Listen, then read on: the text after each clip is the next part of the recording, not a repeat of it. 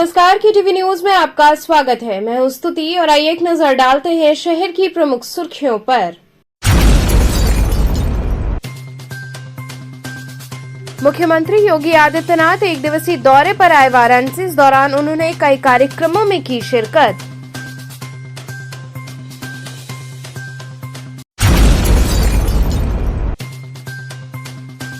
BHU अटल incubation में केंद्रीय मंत्री पीयूष गोयल ने स्टार्टअप शुरू करने वालों से किया संवाद।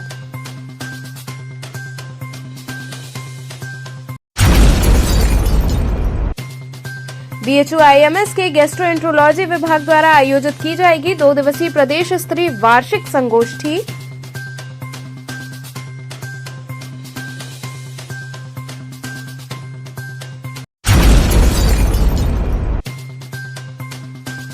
और काशी विद्वत परिषद ने अभिषिक्त किए गए शंकराचार्य का किया समर्थन।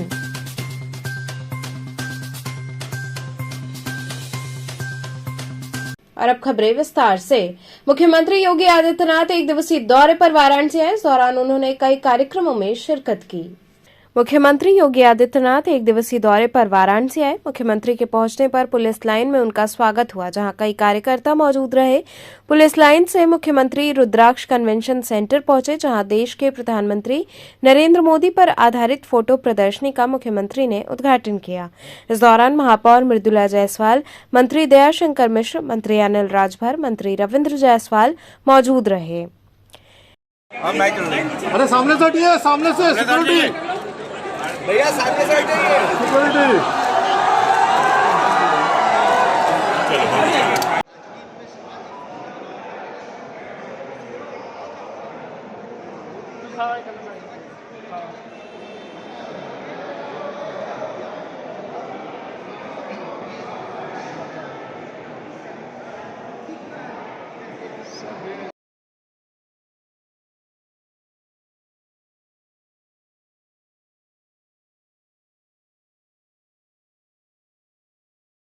इसके बाद मुख्यमंत्री बीएचयू के स्वतंत्रता भवन में आयोजित 7वें अंतर्राष्ट्रीय आदर्श ग्राम सम्मेलन में शामिल हुए। देश में पहली बार हो रहे सम्मेलन में 50 से अधिक कंपनियों और विश्वविद्यालयों सहित 20 देशों के 800 से अधिक प्रतिभागी सम्मिलित हुए हैं। आदरणीय प्रधानमंत्री जी की काशी को उत्तर प्रदेश और देश को आत्मनिर्भर बनाने का जो संकल्प है वह चरितार्थ हो रहा है। और अभी 2 वर्ष पहले आदरणीय प्रधानमंत्री जी ने काशी को इनलैंड वाटरवे का एक उपहार दिया था। अब ये चारों जनपद वाराणसी, चंदौली, गाजीपुर और बलिया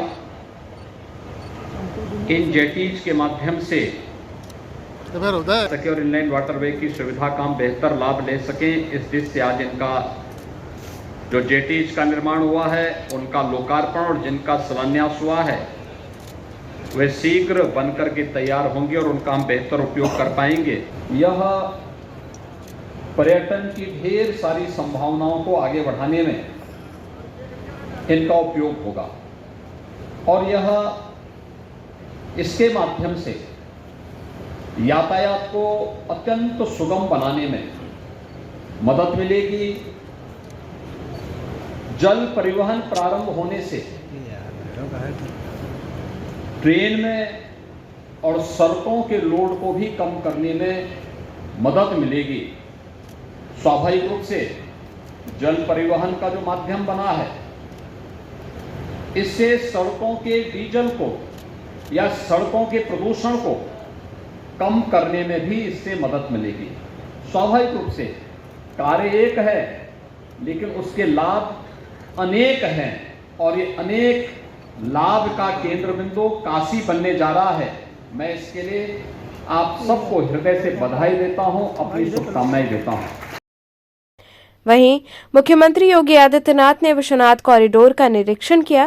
निरीक्षण के बाद उन्होंने मंदिर में पहुंचकर बाबा श्री काशी विश्वनाथ का विधिवत पूजन अर्चन किया। इसके बाद षष्ठपीठाधीश्वर सतवा बाबा यमुनाचार्य महाराज की श्रद्धांजलि सभा में उन्होंने शिरकत की। वहीं भारी सुरक्षा व्यवस्था के बीच मुख्यमंत्री अपने अन्य कार्यक्रम के लिए निकले। इस दौरान रास्ते को रोककर काफिले को पास किया गया।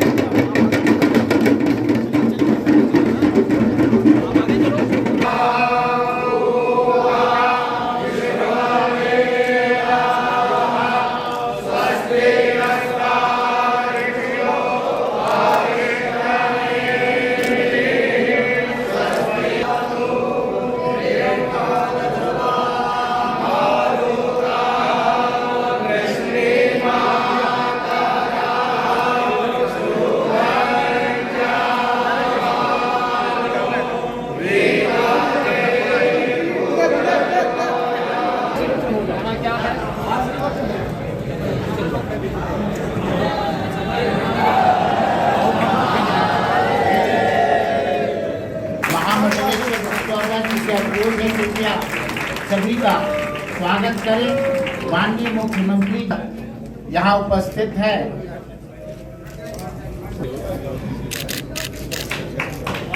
नमः पार्वती पतिये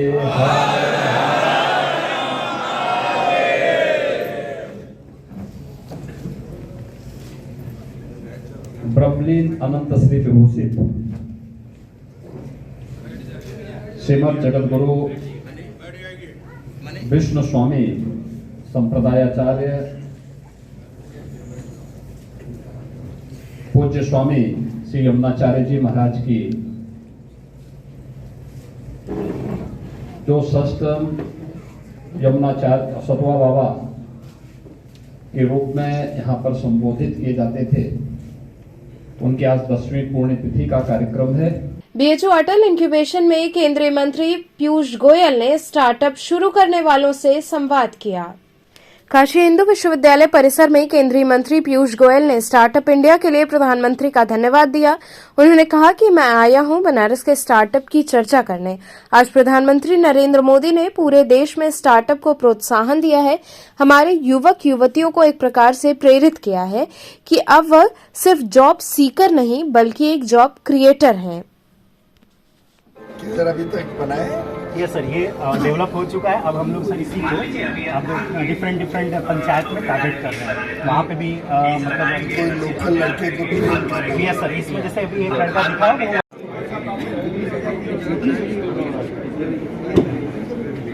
सर हमारा ये वर्ल्ड का पहला इको फ्रेंडली आनंद आया यहाँ के बनारस के स्टार्टअप्स के साथ चर्चा करके। आज प्रधानमंत्री नरेंद्र मोदी जी ने जिस प्रकार से पूरे देश में स्टार्टअप इकोसिस्टम को प्रोत्साहन दिया है, हमारे युवा युवतियों को एक प्रकार से उत्तेजित किया है कि अब सिर्फ वो जॉब सीकर नहीं है, जॉब क्रिएटर्स हैं। जिस प्रकार के आइडियाज, जिस प्रकार के विचार यहाँ पे देखने को मिले, अभी सुनने को मिले, जिस प्रकार से हमारे युवा युवतियों में रोजमर्रा की समस्याओं का निजात पाने के लिए नए नए समाधान खोज करने का इच्छा भी है, उसको कॉस्ट इफेक्टिव बनाना, सस्ता बनाना, अफोर्डेबल बनाना कि लोगों के जीवन में परिवर्तन आए, बिजनेस में, व्यापार में सरलता है।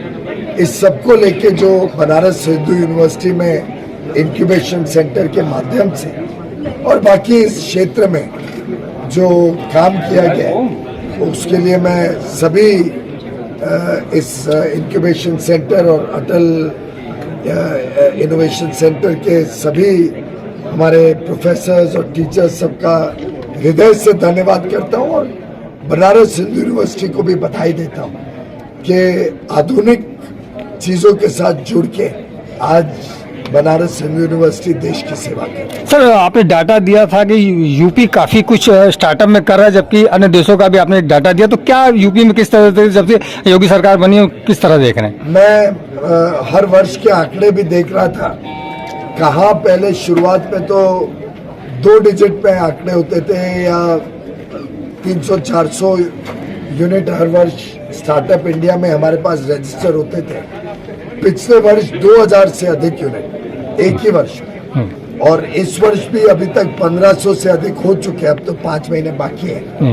इन आंकड़ों को देख के ध्यान आता है कि अब टियर 2, टियर 3 सिटीज, दूर दराके के इलाकों में भी ये जिज्ञासा पैदा हो गई है कि हम भी कुछ नई चीज करें, हम भी कुछ नए आइडिया के साथ जूझे, काम करें।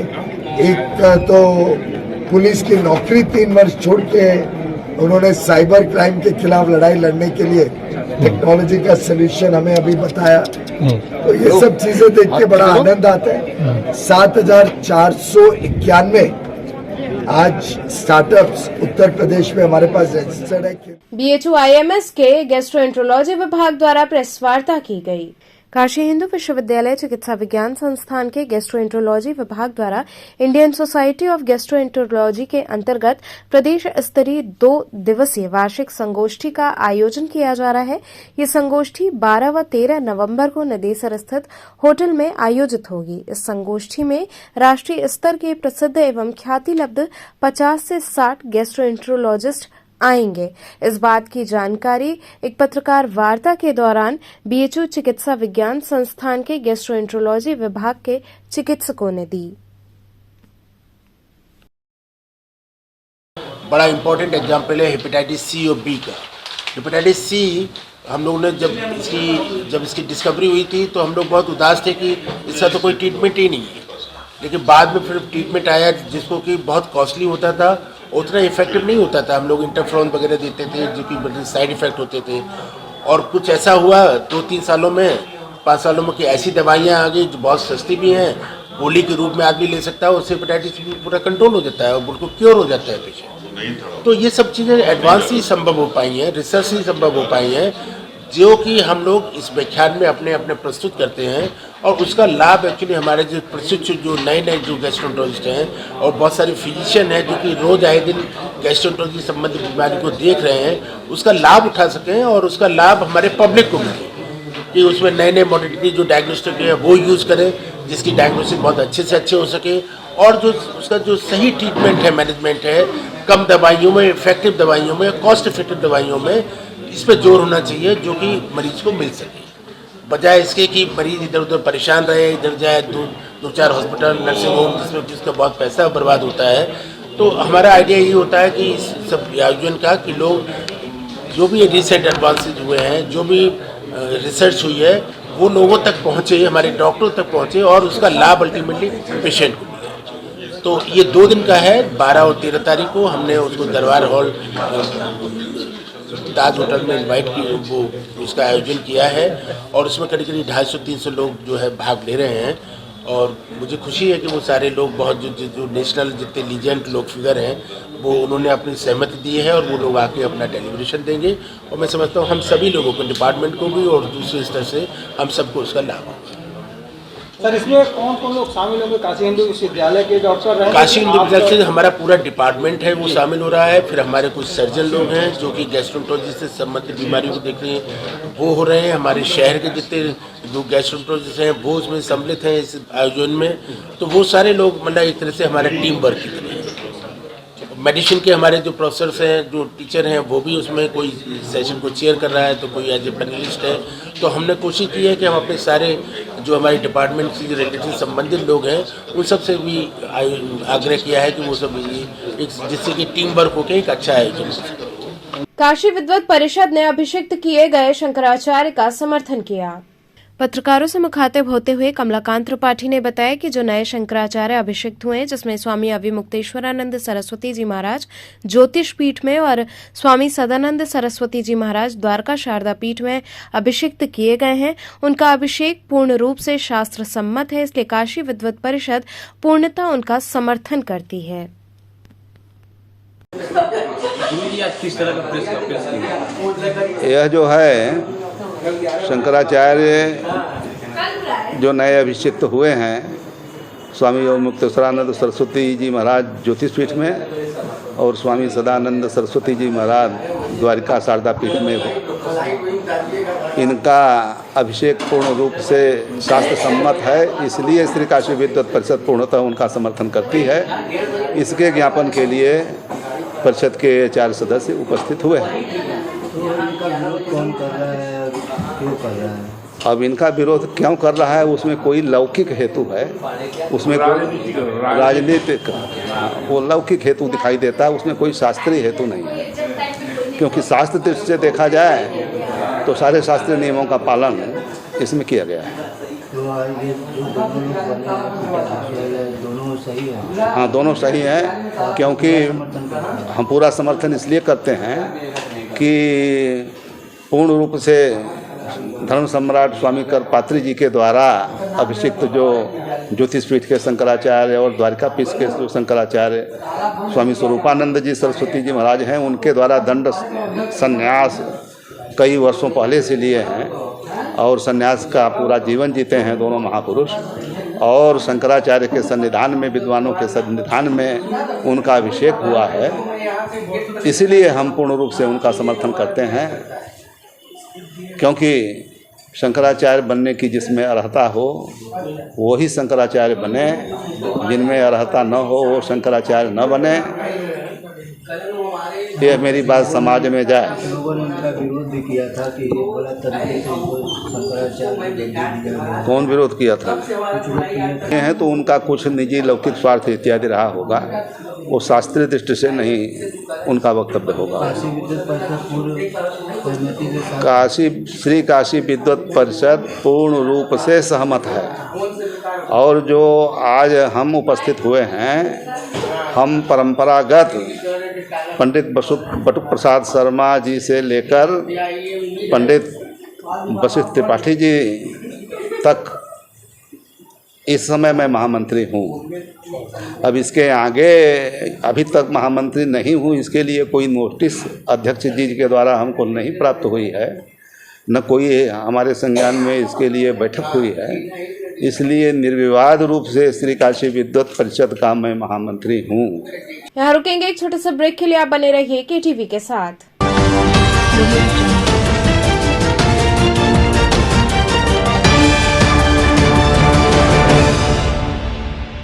खबरों से जुड़े रहने के लिए हमारे चैनल केटीवी वाराणसी को सब्सक्राइब करें और लेटेस्ट अपडेट्स के लिए बेल आइकन को प्रेस करें।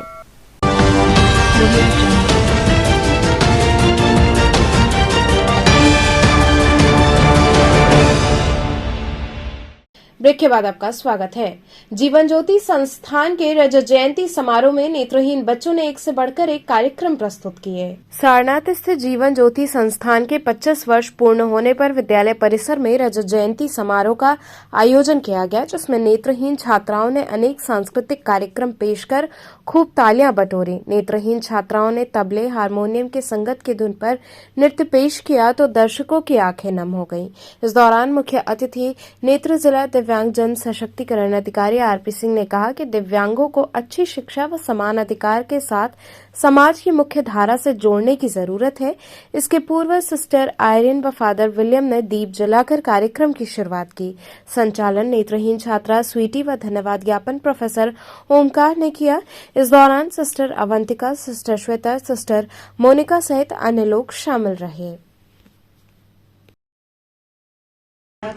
25 वर्ष हो गए, अच्छा लग रहा है। नहीं, अब बिल्कुल अच्छा लग रहा है कि आज हम समारोह इसका मना रहे हैं कि हम कुछ कर सके, परंतु ये बिल्कुल एक बूंद सागर में बूंद जैसे ही केवल है। आज भी इसकी और आवश्यकता है। CBR परियोजना की बहुत आवश्यकता है कि लोगों को विशेष करके ग्रामीण वर्ग के लोगों को, जहाँ विकलांग दिव्यांग बच्चे हमें पाए जाते हैं, उनको अवेयरनेस लाना, उनको मोटिवेट देना, उनको सपोर्ट देना कि बच्चे अपने पढ़ने के लिए स्कूलों में भेजें और सारे जो भी सुविधाएं हैं उसका लाभ उठाएं, तभी जाके ये और बढ़ेगा। आज केवल इतना ही लगा कि 1 drop in the ocean, just that he केवल लगता है। Thank you. चेतगंज स्थित सती माता व हनुमान जी मंदिर में आयोजित कार्यक्रमों की जानकारी एक पत्रकार वार्ता के दौरान दी गई। चेतगंज स्थित सती माता व हनुमान जी मंदिर में प्रतिवर्ष की भांति इस वर्ष भी भव्य भंडारे व सुंदरकांड पाठ का आयोजन किया जाएगा। इस बात की जानकारी मंदिर के प्रधान सेवयत महंत गिरी ने पत्रकारों को दी। उन्होंने बताया कि आगामी 12 नवंबर से कार्यक्रम प्रारंभ हो जाएगा। 13 नवंबर को भव्य भंडारे के साथ पूर्णाहुति होगी। मंदिर परिवार की ओर से महामंडल पिशाचमोचन में एक धर्मशाला बनाया जा रहा है, जो निःशुल्क शादी विवाह उत्सव में सभी गरीब असहाय लोगों को समर्पित रहेगा। ये कार्यक्रम हर साल चलता रहता है, सैकड़ों साल से। प्रत्येक रविवार को सुंदरकांड का पाठ होता है और अखंड रामायण रामलीला चेतगंज समाप्त होने के बाद माँ की कृपा से लीला सकुशल संपन्न हो जाता है। उसके बाद अखंड रामायण विशाल भंडारा कार्यक्रम 2 दिन चलता है। तो कब से शुरू हो रहा है? ये 12 तारीख शनिवार को सुबह शुरू होगा और रात्रि 12 बजे रविवार को समाप्त होगा। भंडारा ही लगातार चलता है शनिवार से रविवार तक। रविवार को विशाल भंडारा होता है। कितने सालों से ये सैकड़ों साल से बात की जाए तो क्या महात्मा है किस मंदिर? सिद्धपीठ है, माता जी सती माता का मंदिर है, हनुमान जी का मंदिर है, शंकर भगवान का मंदिर है। और जनता के लिए आप लोगों ने देखा कि निःशुल्क हर कार्यक्रम, शादी विवाह मरनी, हर चीज़ के लिए उपलब्ध रहता है, कोई शुल्क नहीं लिया जाता। इसी मंदिर का महामंडल नगर में बहुत बड़ा धर्मशाला बन रहा है, जिसमें 500 आदमियों कार्यक्रम निःशुल्क जनता को दिया जाएगा। कब से चालू हो जाएगा वो? लगभग 1 महीने में बन चुका है, 1 महीने में वो खोल दिया जाएगा। जायसवाल क्लब द्वारा कुल देवता भगवान सहस्त्रबाहु की शोभा यात्रा निकाली जाएगी। पत्रकारों से मुखातिब होते हुए जायसवाल क्लब के संस्थापक व राष्ट्रीय अध्यक्ष मनोज जायसवाल ने बताया कि समाज के कुल देवता भगवान सहस्त्रबाहु के जन्मोत्सव के उपलक्ष्य में आगामी 13 नवंबर को भगवान सहस्त्रबाहु की एक भव्य शोभा यात्रा नाटिमली स्थित गणेश मंडपम से निकाली जाएगी, जिसका शुभारंभ मंत्री रविंद्र जायसवाल द्वारा किया जाएगा। मनोज जी, कब और क्या करने जा रहे हैं? ये हम लोग 13 नवंबर को एक भव्य शोभा यात्रा निकाल रहे हैं, जिसमें भगवान सहस्त्रबाहु जी के बारे में झांकियाँ रहेंगी। लोगों को ये बतलाने का कार्य होगा कि हमारे भगवान सहस्त्रबाहु जी का क्या योगदान था, उसके बारे में लोगों को प्रेरित करने के लिए ऐसा कार्यक्रम कर रहा है। कहाँ से शोभा यात्रा निकलेगा? ये गणेश मंडपम नाटी इमली से शुरुआत होगी और ये लौरावीर चेतगंज नई सड़क होते हुए बांस फाटक गदुलिया होते हुए फिर वापस गणेश मंडपम में यज्ञ के रूप में समापन होगी। वहीं पर भव्य खास है शोभा यात्रा में? इस शोभा यात्रा में हमारे जो समाज के बहुत बड़े बड़े महापुरुष लोग हैं, उनकी बड़ी बड़ी तस्वीरें रहेंगी। उनके बारे में बताया जाएगा कि हमारे समाज में ऐसे ऐसे महापुरुष हुए हैं और भगवान सहस्त्रबाहु ने रावण को बंदी बनाया था। तो हम लोग उसकी भी झांकी बनाने का प्रयास कर रहे हैं कि उसकी झांकी भी रहेगी, ये बतलाने के लिए कि भगवान सहस्त्रबाहु बहुत ही बड़े ताकतवर थे। जिस भगवान राम को रावण को परास्त करने के लिए सेना बनानी पड़ी थी, उनके लिए भगवान सहस्त्रबाहु जी काख में दबा के 6 महीना बंदी बना के रखे थे। कौन कौन लोग शामिल हो रहे? इसमें माननीय प्रदेश सरकार के राज्य मंत्री स्वतंत्र प्रभार रविंद्र जायसवाल जी मुख्य अतिथि के रूप में उद्घाटन करेंगे। माननीय विधायक रमेश जायसवाल जी मुगलसराय वो शामिल हो रहे हैं। पूर्व मंत्री और वर्तमान विधायक अनुपमा जायसवाल जी बहराइच की रहेंगी और मनीष जायसवाल पटरौना के विधायक को भी सभी शामिल हो। कई professor, lecturer, vice chancellor, advocate, justice सारे लोग शामिल रहेंगे। तो चलते चलते पुनः एक नजर डालते हैं शहर की प्रमुख सुर्खियों पर। मुख्यमंत्री योगी आदित्यनाथ 1 दिवसीय दौरे पर आए वाराणसी। इस दौरान उन्होंने कई कार्यक्रमों में की शिरकत।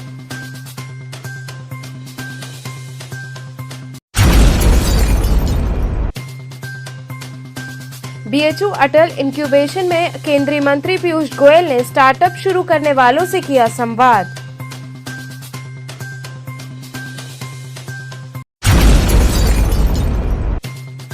बीएचयू आईएमएस के गैस्ट्रोएंट्रोलॉजी विभाग द्वारा आयोजित की जाएगी 2 दिवसीय प्रदेश स्तरीय वार्षिक संगोष्ठी।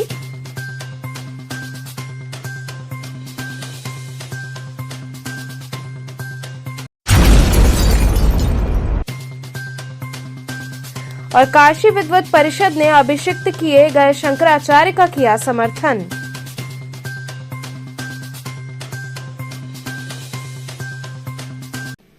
तो तो थे आज के समाचार, कल फिर होगी मुलाकात, तब तक के लिए नमस्कार।